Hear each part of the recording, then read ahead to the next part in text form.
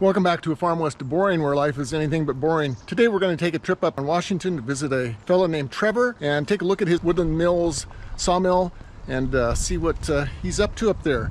He's got some projects going and some additions to his mill, so I'd like to check him out, so come along for the ride. Okay, today we are with Trevor in a secluded remote area just outside of where are we outside of?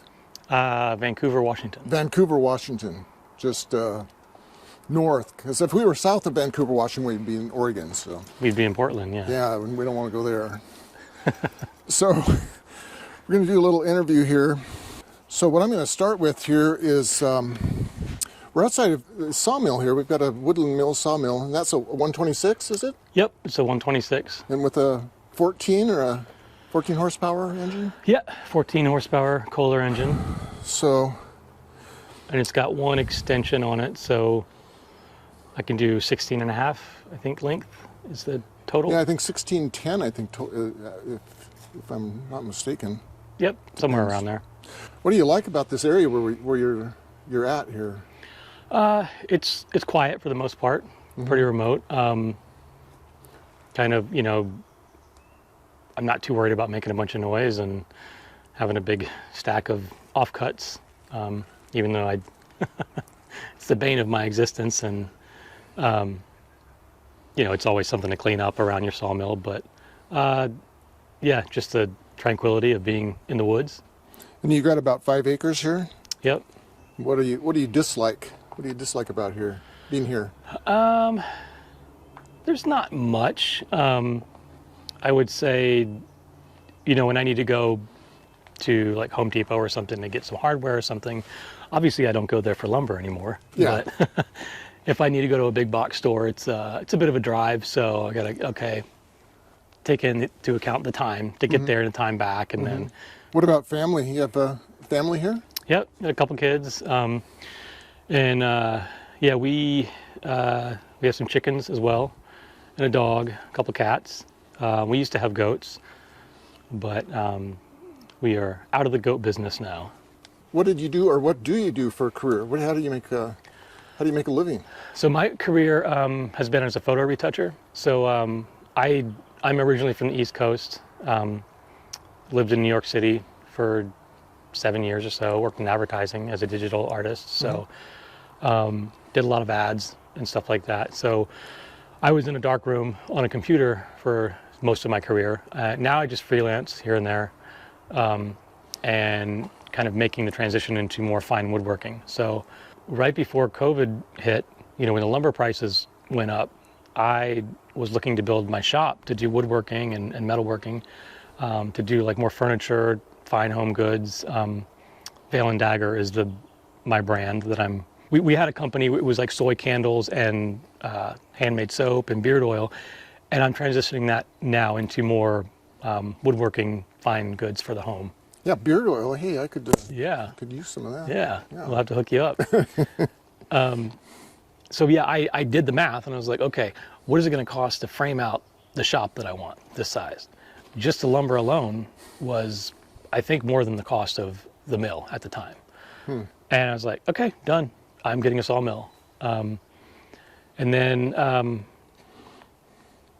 eventually got a chipper as well. It was like, you have a sawmill, you're gonna have offcuts, you either burn it, you know, and we're the type of people that we don't like to waste. Everything is on, we like to, you know, be sustainable, use things from the property, around the property. And, you know, if it's, you know, it was great when we had a bunch of blackberry stuff, we could just give it to the goats.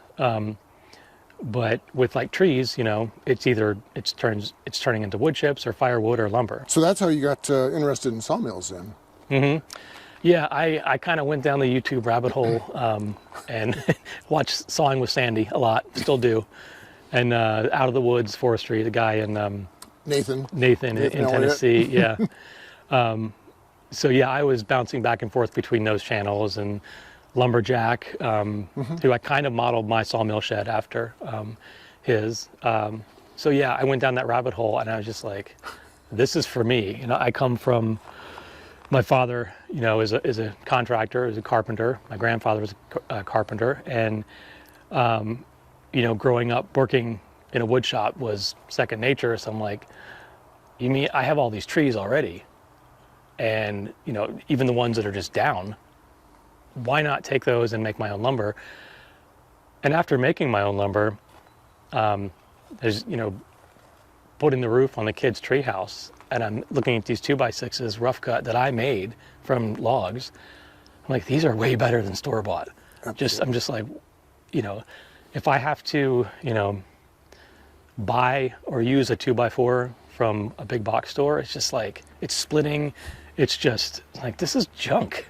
So yeah, I got into it and just didn't look back.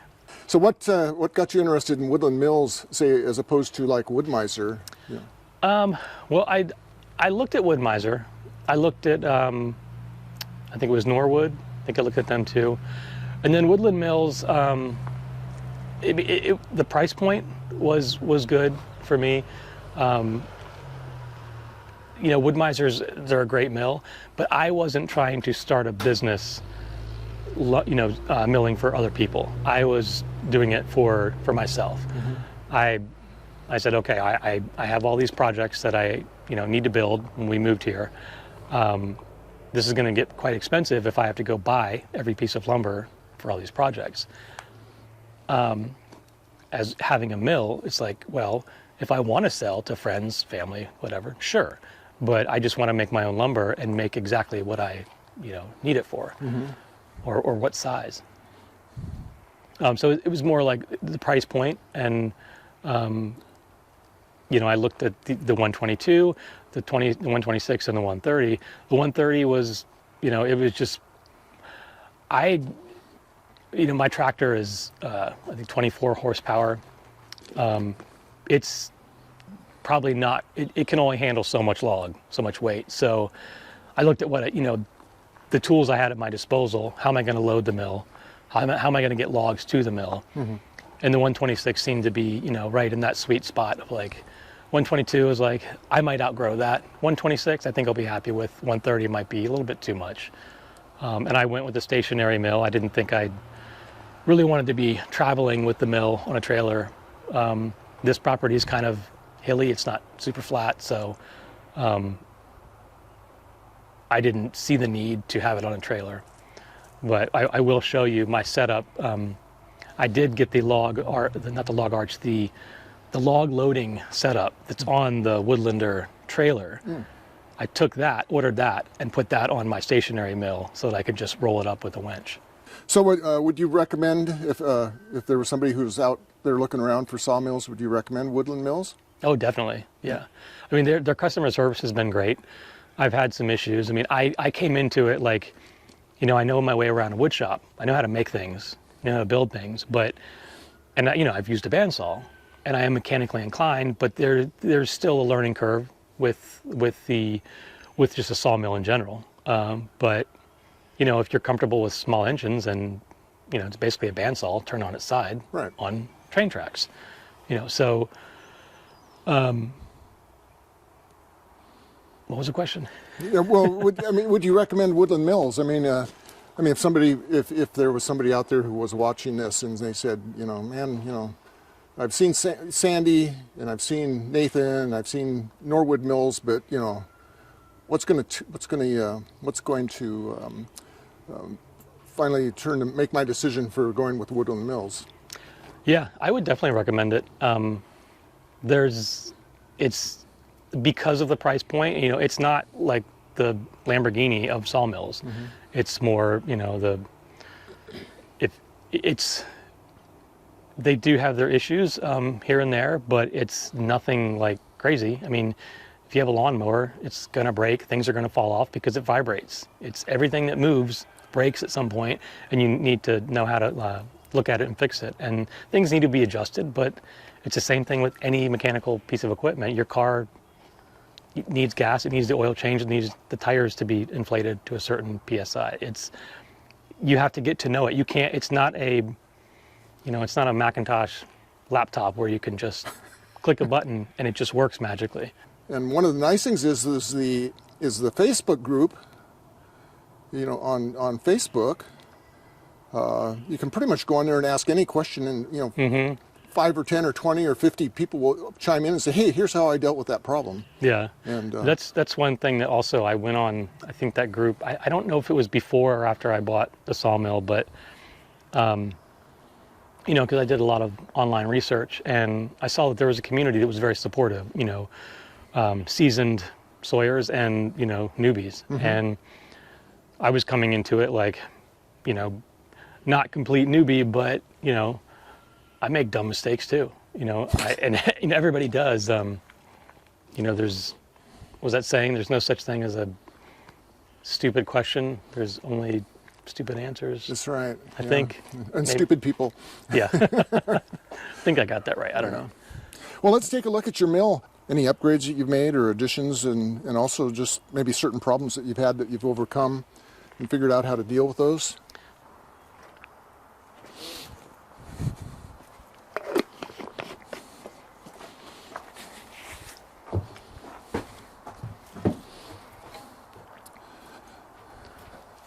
So first of all, how do you do your tension? Do you just do your tension on turns, or you use a wrench? Yeah, I mean, this model, I don't even think in the manual it says to torque it to a certain number. Oh, I see. Basically, it has this sticker on it, and that has worked. So I'm like, if it's not broken, so you just watch this right here. Yeah. To see how. Yeah, I just kind of learned where the sweet spot is, and once I, there's that bevel there. Once I get that, almost right there, it's good, and then I just back off every time I'm not using it. Yeah. To release the tension. I did have some issues at first with I threw a few blades when I first got it, and I got on the Facebook group and I asked, what are you guys doing for this? Got on the phone with Gordon at Woodland Mills, and he helped talk me through it, and it ended up like just basically the drive belt. I needed to adjust that, which in the manual it said don't, but he's like, yeah, just go ahead and do A, B, and C, and so I did that, and after that, I haven't thrown a belt since. So the one thing that I did do, I think I posted about this on the Facebook group, was blew out my lubrication tank here. Yeah, I saw that. Honestly, I haven't used. I stopped using lubrication after a while. Just that weld there got busted? Yeah. So I just need to take it off and then bang it back into place and use some JB weld or something. It's an easy fix. Yeah. I think this valve here was kind of getting gunked up, and it wasn't lubricating like it should, and I just stopped using it, and it didn't seem to be an issue. So you don't typically use lubrication then? No, because mostly what I'm milling is Douglas fir. This has been super helpful. This new guide, that's something that Woodland Mills sent out, just to get more accurate thickness. Yeah. So what do you read the middle one here? Is that where you read? Yeah, I just kind of get it right on there, because it's, or if I'm on, right there, and then make sure it's in the groove here. Yeah. So anything else changes you've made to it? I got the log loading kit, which is for the Woodlander trailer. Oh, yeah. That is basically, it sticks in there. Yeah. And you hook up your log, and then it's got the ramps. These ramps that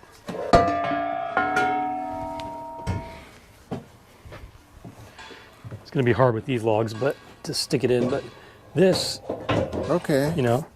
yeah, it'll go on the ground. Yeah, but exactly. The logs are in the way. Exactly. But yeah, 2 of those and the winch in the middle, and just winch it right up, and it pulls it right up. So the heavier logs, they're not a problem anymore. I just have to make sure I don't have it cockeyed so they're not. I've had a couple times where it's just like it's getting like this, and it's I have coming to just reset it and Yeah. safely, you know. Yeah, one thing I've considered doing is doing like an I-beam across here somehow, and then with a post, and then doing a chain hoist. So and then I can get 2 lifting straps under the log, and then like a triangle, and then just push it over the log deck and let it down. I've seen a few guys do that. It's kind of it'd be a process, Yeah. but it would make it a lot easier to get it. I mean, because I like to keep this area kind of clear. Other thing I've started to play with is putting I think this is 2-inch PVC on the Log stop. log stop. Yeah. Thank you. To roll the log easier. Right. And I've seen some guys. I saw some guy posted on the group today. They were like bearing wheels. Right. Got them off Amazon. Right. I might actually look at that, just so I don't have to take these on and off. It's already there, and I can just, because I'm usually on this side pulling the log to get it to roll. It's those first 2 cuts that I feel like are the most dangerous, where the log might roll this way, and you don't want to be over here if it's a big log. So, yeah, I think that could be that might be my next modification. I personally like the PVC. PVC, Well, actually, yeah. I've got 2-inch steel pipes that I put on, but it makes rolling really easy. And for me, it's not that big of a deal to take them on and off when you need them. So Yeah, I mean, that's worked well enough for me so far. So what else you got planned? Well, let's look at your shed here. This is really nice. You've got a built-up beam there. What are those, 2x12s? These are 2x12 by 26. I did not mill these because they're obviously too long. I could have glued and nailed it in pieces, but fortunately where I live, I'm not the only one with a sawmill, and there's a guy with a 40-foot track near here that I just called him up and was like, hey, can you do this for me? And so he milled these within a couple days, and I went and picked them up down the road, and then rented a genie lift. So me and my brother. So you put them together down below, and then you lifted the whole thing up. Yeah, because I had the genie lift, it kind of took the weight problem off the table. Yeah. So it just like a forklift that did this, right. and I sat on was on the ground doing this, and my brother was up on the ladder, kind of like making sure it was going where it needed to go. And then it's got the 2x6s there to kind of hold it in place. So now when you say it's 26, that's the entire length then? So the shed is 24, and then there's a foot overhang on each side. Oh, I see. Okay. And then so technically speaking, I mean, you could have cut it here because you got a support. You got a support right here. Yeah, I could have. Yeah. But making it one long piece, it makes it a heck of a lot stronger. Is there anything that you would do differently if you were to put this together again? Yeah, I'd probably, this 6x6 here is kind of, I always have to walk around it. Because, when the mill is right there, I'm constantly just grabbing this and kind of swinging around. Yeah. Yeah, because if I have a log right up here. But then even if I have like this log, I don't even know how long that is, but I have to squeeze in here. So I'd probably put this, or I might just make the whole thing a little bit wider. How wide is it? 10 feet? I think this is 8 feet. I think. Is it 8 feet? Maybe 10. Yeah, it could be 8 feet because because you have just enough room for the mill to get by. So it might be 8 feet. Yeah, in hindsight, I probably would have made it a little wider. But, and when I built this, I got the cover for the mill because I didn't have, I bought the mill to mill the wood to build the sawmill shed to cover it. So I had the cover, over it, and I think Lumberjack, his channel, I was looking at his sawmill shed, which is kind of what this was modeled after, and his track, so that I didn't have to keep re-leveling the track every season. It's in concrete posts. Oh, really? Okay. These are, you can't see. So it's them not sitting now, on this deck. It's sitting. No, it's yeah. These where you see these T brackets. There's a 4x6 post in I concrete see. there. Okay, yeah. So I basically put this on 4x6 tracks in concrete and leveled that. So the mill's not going anywhere. You could take the whole sawmill shed away and this would still be here. And then I just built the deck and the roof around it. And you've got enough room here for those. Well, actually, you don't. I don't. That is something that I've been meaning to get to. I just haven't. Where Does nachos out? Yeah, I just need to get the saw over here and. But that it does go down there. It's just. Yeah. That's one thing. Right that's a mistake that a lot of people make is they don't anticipate that needing to fall all the way through without hitting the support, but that's fixable. Yeah, I mean, I'm happy with it. There's things that I'll probably change as time goes on, like, tweak it.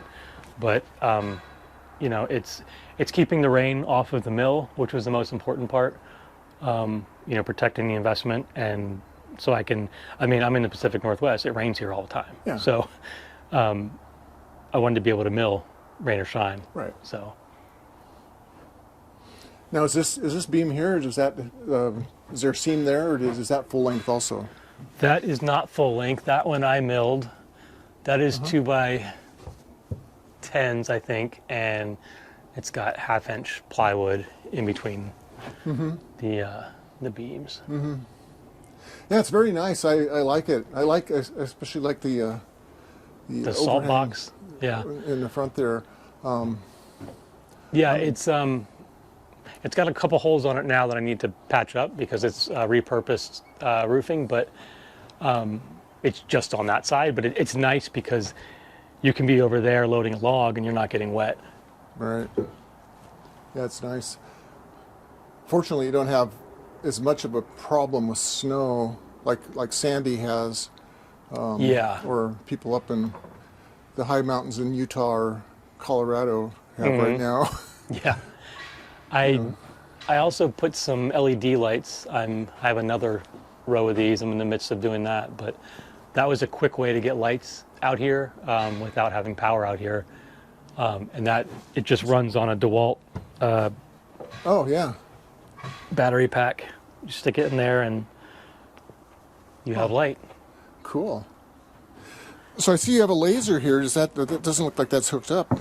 It's not hooked up right now. I need to.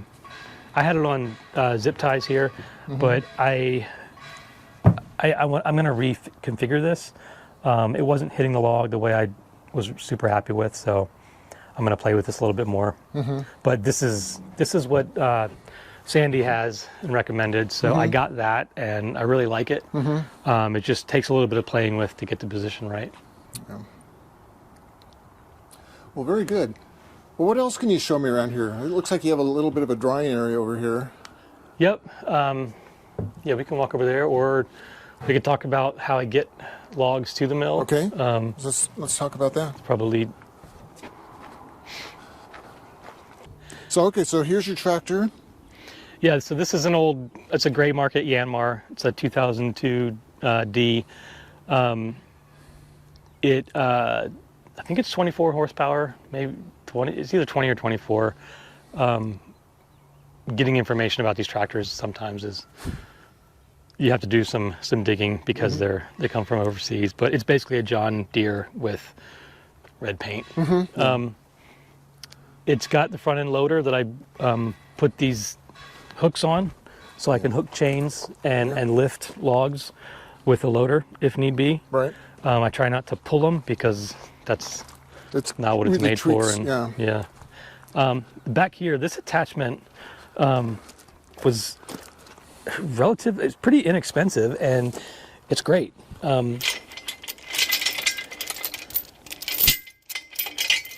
So I've got a logging chain. So this, raises and lowers with a PTO, and it's just got this 5/16 hook in it. So I can basically, wrap my log with the logging in, and then hook it up, raise the PTO, and I've got the log off the ground. And if I need to tighten it, I can just lower it again, tighten it, and lower it again. The one modification I'm going to make to this is put an L piece of L. Okay. I forgot.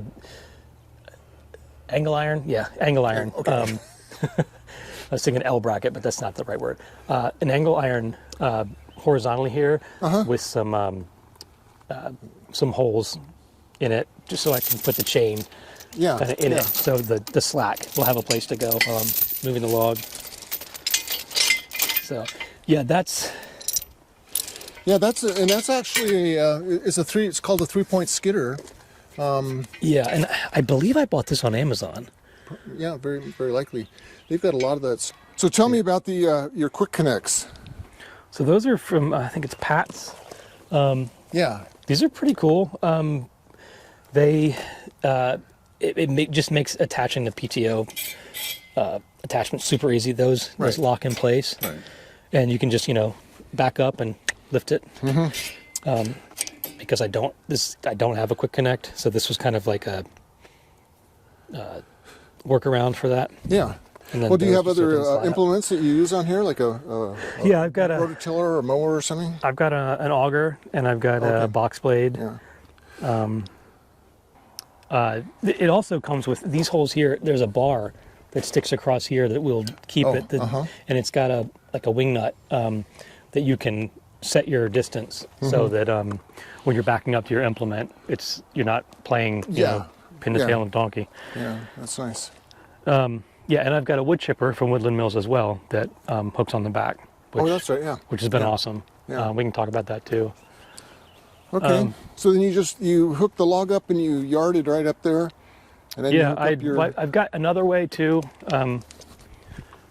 Most of these logs are, those are 12, 14-inch logs. I prefer that size. It's just easier to work with, but I've got some massive ones over there I'll show you that are gonna take some creativity. So what does this one have, a cross in the end of it? That log? Yeah, that one there's sort of got a cross cut in the end of it. So when he, so that tree was, I'll show you the stump over there. It was probably 36 at least on the base. One of the biggest trees on the property. And when he took it down, he climbed the tree, limbed it, and took the top off. And then to get down, he cut that cross in the tree and put his rope so he could belay or rappel down.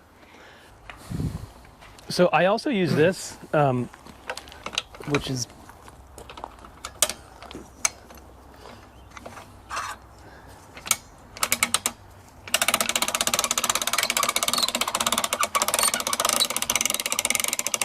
so this has a chain that goes across here.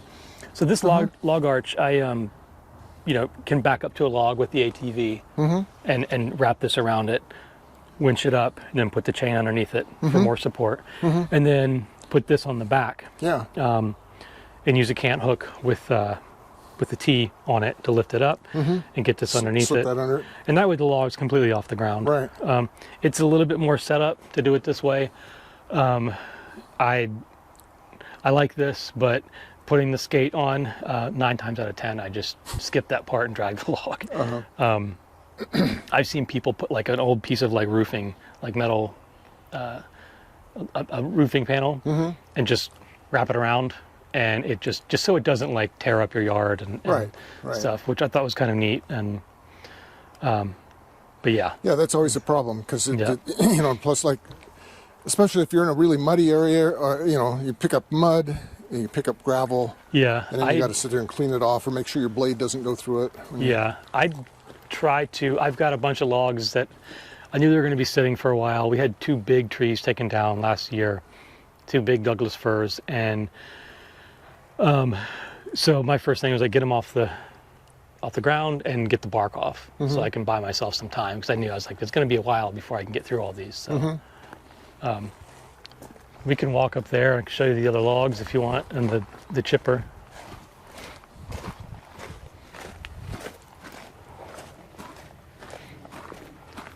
So this, yeah, this is that the one that this is a bad boy. man alive. Yes, I think this is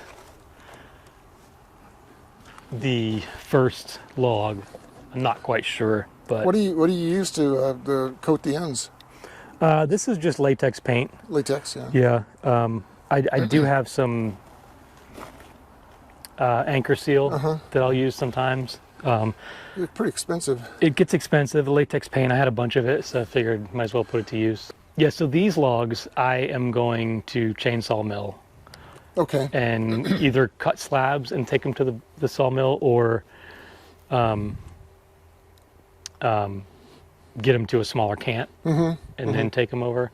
I guess it's figure it out as I do it. But I think, so 1, 2, 3, these will have to be chainsaw milled. I might be able to get these 2 on there once I... They're big. They're big. Yeah. Mamas. I mean, just... Did those all come from that tree? Yeah. How did they? Yep. Where did they? Looks like he must have fallen Right that there. way. Yep.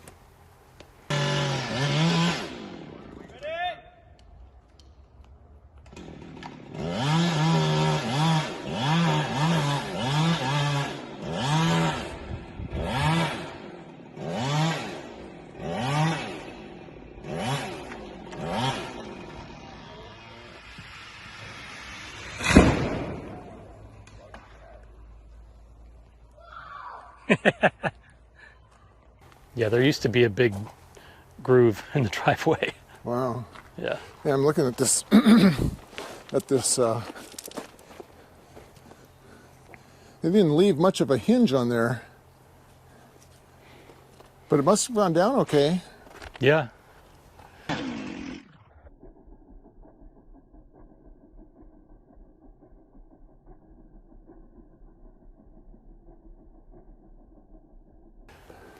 That's one thing I've been studying lately, is all, a lot of different logging techniques for how, falling trees, and different face cuts, and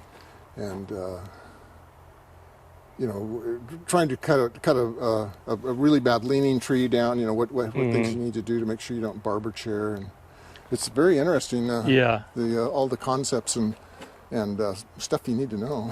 Yeah, especially when you get into like the plunge cut stuff, and yeah, I kind of go down that rabbit hole too. I mean, it's great knowledge to have. There's a couple widow makers on the property here that I've been looking, because I'm like, I don't want to take it down and get barber chair, or Yeah. Well, that could be a killer. Yeah. So this is the log arch. It's not attached to the trailer right now because I had to go pick some block up, but on the ends there where you see the holes, those fit right in here, and this is the hinge. Okay. So if I pulled this out, that end goes here, and it stands up like that. And so then what are these for? What do these do? so those just keep it from like slamming all the way down. Okay, yeah. In hindsight, I kind of want to. I probably put them like a little closer, but this was modeled after Matt Cremona's design. Yeah. And I think April Wilkerson had the plans on her website where you could just download them. So I talked to the guy who fabricated it for me and gave him the plans, and he just downloaded it and used that to put it into his plasma cutter for these pieces. Yeah, and then put these on the ends just so there's not too much weight when you're pulling the log in. Right. Huh, yeah, that's very nice. Yeah, it's got the winch on the front, and then the clevis here to put your snatch hook in, and then use chains or and then your cable. You can drag it closer and then kind of get it onto the trailer. It's usually a multi-step process, but it makes getting logs, from somewhere else. Have you used it much? A few times, yeah. Wood chipper. Yeah, it's up there under the plastic. So yeah, take down trees and you've got a lot of small stuff and bark and. So yeah, this was from this tree. Yeah, it's probably one of my next things. We've had a burn pile. We most of our stuff ends up on a burn pile. And I just got through burning that thing up, but it takes 3 or 4 days to get that burn pile burnt down because it's a big pile. Yeah. It'd be nice just to be able to chip it.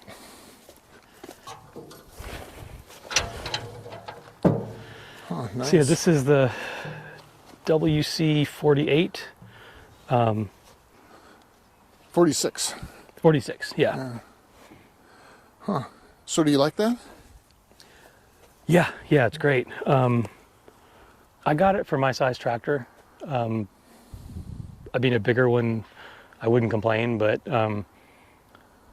anything that this won't chip is firewood. For me. Yeah, it's great. The only problems I've had is one time one of the bolts in here got in there, so I chewed up a bolt. Oh boy. And then one of the pieces, I think, one of these pieces in here came out, and it just ended up on the ground, and I just, put it back together. But other than that, it's been really reliable. I know it's a hydraulic-driven chipper, so, and it's got the feed, and it's got the safety feature, so that if you're gonna get pulled into it, you push on this, and it's gonna stop. And it's not like spinning like, some of the commercial. Yeah. Well, you'd are. have to be pretty small to get sucked all the way in there, but you could lose an arm or something maybe. Yeah. So. Which would not be nice. But it's not like it's more like a slow drag. Yeah. You're losing your arm. So hopefully you have plenty of time to get out of the way. This does it'd be great to have it done, gone that fast, but because this has been kind of it's been slower than I wanted to get all this stuff chipped, the bark and the limbs from these 2 trees. But it's a great piece of machinery to have, especially being PTO driven. Right. I could walk down here and get some more too. Yeah, that tree right there is an old cherry that fell. That late April snowstorm we had last year or the year before, I think, took that one down. Yeah, we had one last year, late April. I remember that and thinking, man, that's really late. And then this year, April, and we end up having snowstorms again this year. Yeah. I'm trying to figure out what to do with this area here. I might build some type of like equipment storage, basically for the tractor or the ATV, like equipment shed. Yeah, an equipment shed, and then maybe have firewood stored over there. But at the same time, it's probably not going to get a ton of sun over there. So going this way, I mean, this was all woods here when we moved in. So. Well, that's about going to do it for today at Farm West Boring. We're up here at Trevor's place up here north of Vancouver, Washington. And he just gave us a tour of this property. It was very nice to see his sawmill and some of the attachments he's put on there and see some of the logs that he's got. If you enjoyed the video today, please give me a thumbs up and subscribe if you haven't already subscribed. Hit the notification bell and we'll be sure to let you know next time we have a video out. So thanks for coming along. See you next time.